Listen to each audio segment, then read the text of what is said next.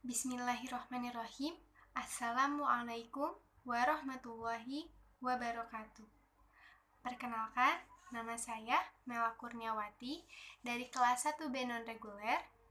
Pada kesempatan kali ini, saya akan menjelaskan tentang tafsir tematik atau tafsir maudu'i. Selamat menyimak. Yang pertama yaitu pengertian dari tafsir tematik atau tafsir maudu'i. Secara etimologis, maudu'i berarti tema atau pembicaraan. Menurut Ali Hasan Al-Arid, tafsir maudu'i adalah suatu metode yang diperoleh atau ditempuh oleh seorang mufasir dengan jalan atau cara menghimpun seluruh ayat-ayat Al-Quran yang berbicara tentang suatu pokok pembicaraan atau tema yang mengarah kepada satu pengertian atau satu tujuan. Kemudian, menurut Al-Farmawi, tafsir maudu'i yaitu suatu metode menghimpun ayat-ayat Al-Quran yang memiliki kesamaan tema dan arah serta menyusunnya berdasarkan turunnya ayat-ayat tersebut. Sedangkan menurut Zahir bin Awad, tafsir maudu'i yaitu suatu metode pengumpulan ayat-ayat Al-Quran yang terpisah-pisah dari berbagai surat dalam Al-Quran yang berhubungan dengan topik atau tema yang sama baik secara lafaz ataupun hukum, dan menafsirkannya sesuai dengan tujuan-tujuan Al-Quran. Kemudian menurut Bakir Al-Sadr, yaitu suatu metode tafsir yang berupaya menghimpun ayat-ayat Al-Quran dari berbagai surat dan berkaitan pula dengan persoalan atau tema yang ditetapkan sebelumnya. Kemudian membahas dan menganalisa kandungan ayat-ayat tersebut sehingga menjadi suatu kesatuan yang utuh. Dari pengertian yang telah dikemukakan oleh beberapa ahli yang telah disebutkan tadi, maka dapat ditarik kesimpulan bahwa tafsir maudu'i yaitu suatu metode penafsiran Al-Quran di mana para mufasir berupaya mengumpulkan ayat-ayat Al-Quran dari berbagai surat yang memiliki kesamaan tema, sehingga mengarah kepada suatu pengertian dan tujuan yang sama pula. Yang kedua yaitu ada bentuk metode tafsir maudu'i. Contohnya itu, pertama, dengan cara mengambil satu surat dari Al-Quran, kemudian surat tersebut dikaji dari awal hingga akhir surat. Kemudian dijelaskan tujuan umum dan khusus. Selanjutnya dicari hubungan antara masalah-masalah atau tema yang dikembangkan ayat-ayat tersebut merupakan satu kesatuan yang utuh dan sempurna dengan sasaran yang satu pula. Contohnya, yang pertama itu seorang mufasir mengkaji atau menafsirkan surat Yasin. Berdasarkan kajiannya, ia menyimpulkan bahwa surat Yasin tersebut dapat terbagi menjadi 3 bagian yang bersambung dan mengarah kepada satu masalah. Pada ayat pertama sampai ayat 32 mengarah kepada penjelasan terkait kerasulan Nabi Muhammad SAW. Kemudian pada bagian kedua dari mulai ayat 33 sampai ayat 44 menjelaskan tentang dalil-dalil pembuktian atas wujudnya Allah Subhanahu wa taala dan keluasan akan nikmat dan ilmunya. Kemudian yang ketiga, ayat 45 sampai akhir menjelaskan tentang keadaan dan berbagai macam kejadian pada masa terjadinya hari kiamat. Maka pada 3 bagian dari surat tersebut pada dasarnya itu sama atau merupakan satu tema, yaitu dorongan untuk beriman kepada Allah, Rasul-Nya, dan hari kiamat. Bentuk kajian yang kedua ialah dengan cara menghimpun seluruh ayat-ayat dari berbagai surat di dalam Al-Quran yang mempunyai sasaran yang sama, lalu menyusunnya berdasarkan tempat turunnya. Di samping mengenal sebab-sebab ayat tersebut diturunkan, setelah itu barulah memberikan penjelasan, keterangan-keterangan, catatan, juga menetapkan hukum darinya.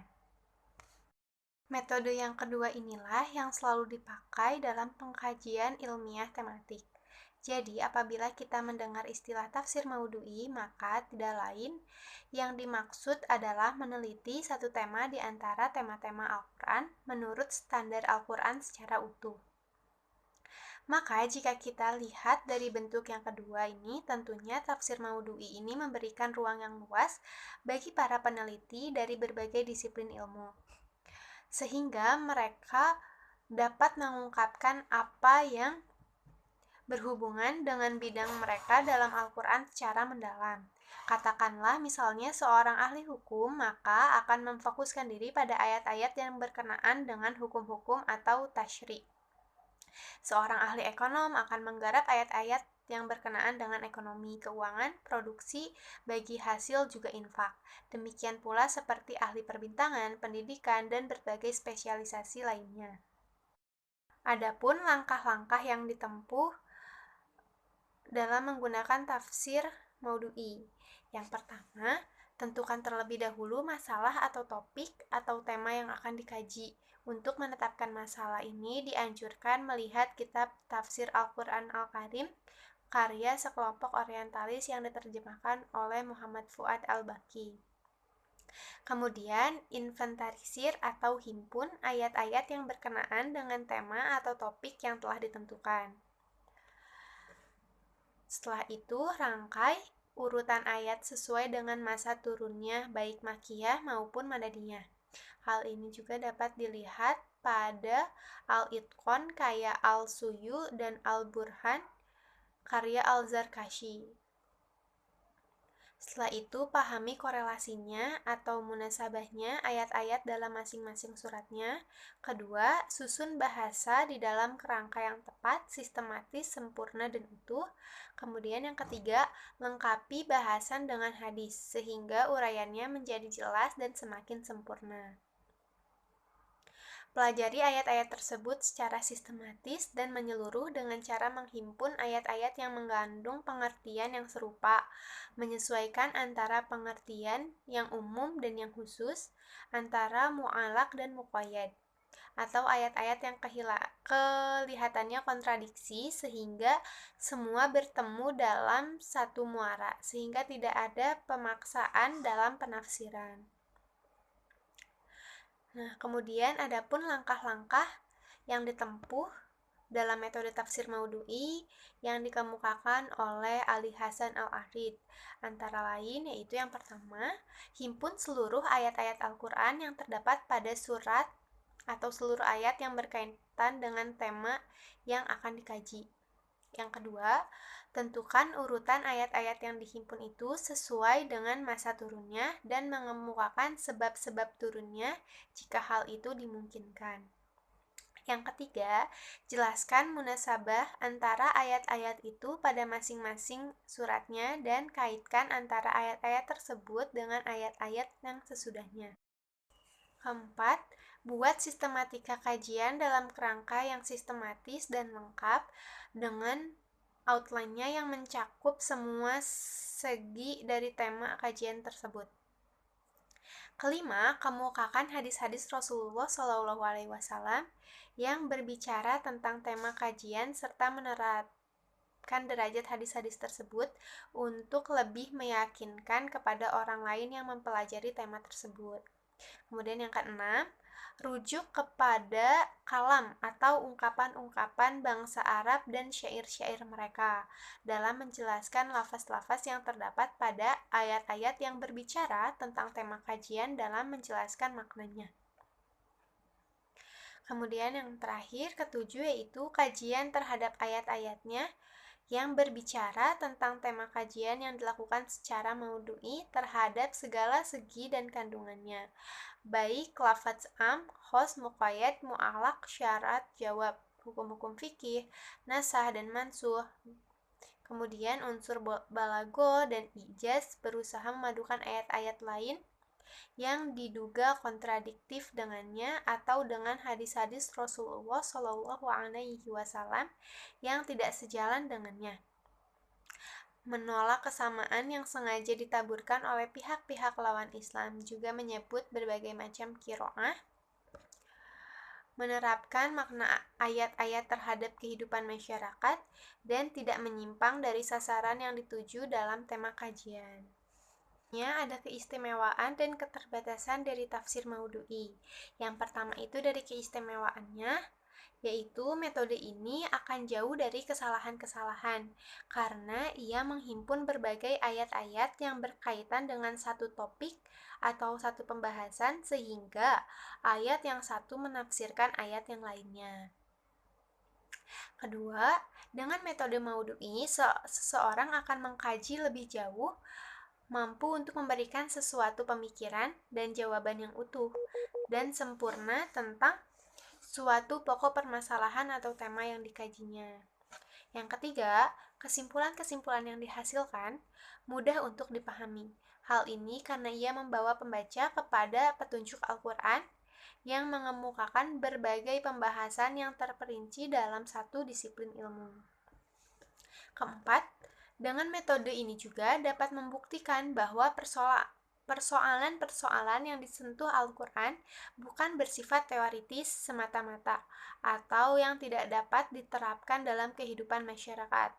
Namun, ia dapat membawa kita kepada pendapat Al-Quran tentang berbagai problem atau masalah hidup yang disertakan pula dengan jawaban-jawabannya. Yang keenam, ia dapat mempertegas fungsi Al-Quran sebagai kitab suci, serta mampu membuktikan keistimewaan-keistimewaan dari Al-Quran tersebut. Dan yang terakhir, yang ketujuh, metode ini memungkinkan seseorang untuk menolak adanya ayat-ayat yang bertentangan di dalam Al-Quran. Adapun keterbatasan dari tafsir Maudu'i ini, yang pertama itu masih merujuk keterlibatan tafsir-tafsir klasik sekalipun tafsir Maudu'i ini disebut juga tafsir mutakhir atau modern, karena tidak ada metode tafsir yang mandiri. Yang kedua, sesuai dengan terminologinya bahwa tafsir Maudu'i ini hanya membahas satu topik atau tema dari sekian tema dalam Al-Quran. Kemudian yang ketiga, dalam menerapkan metode ini bukan hanya memerlukan waktu yang panjang, tetapi juga ketekunan, ketelitian, serta kemampuan akademis. Jadi, metode Maudu'i ini juga pada hakikatnya belum mengemukakan seluruh kandungan ayat Al-Quran yang ditafsirkannya. Maka harus diingat, pembahasan yang diuraikan atau ditemukan hanya menyangkut judul yang ditetapkan oleh mufasirnya. Sehingga dengan demikian, mufasir harus selalu mengingat hal ini agar tidak dipengaruhi oleh kandungan atau isyarat-isyarat yang dikemukakan dalam ayat-ayat tersebut dalam pokok bahasannya. Yang terakhir yaitu kesimpulan. Secara singkat, tafsir Maudu'i dapat diformulasikan sebagai suatu tafsir yang berusaha mencari jawaban-jawaban Al-Quran tentang suatu masalah dengan jalan menghimpunkan ayat-ayat yang berkaitan dengannya, serta menganalisa melalui ilmu-ilmu bantu yang relevan dengan masalah-masalah yang dibahas, sehingga dapat melahirkan konsep-konsep yang utuh dari Al-Quran tentang berbagai masalah. Kemudian, tafsir ini pun merupakan metode yang relatif baru dan dianggap aktual dalam penafsiran Al-Quran berangkat dari suatu kesatuan yang logis dan saling berkaitan antar satu dengan yang lainnya. Jadi, tidak ada satupun kontradiksi ayat-ayat Al-Quran. Hal ini semakin jelas sebagai yang ditegaskan pada Al-Quran itu sendiri. Asumsi dasar ini berkaitan dengan prinsip yang amat masyhur di kalangan mufasir, yaitu Al-Quran sebagai ayat atau tafsir bagi ayat-ayat yang lainnya. Sekian presentasi yang dapat saya sampaikan pada kesempatan kali ini.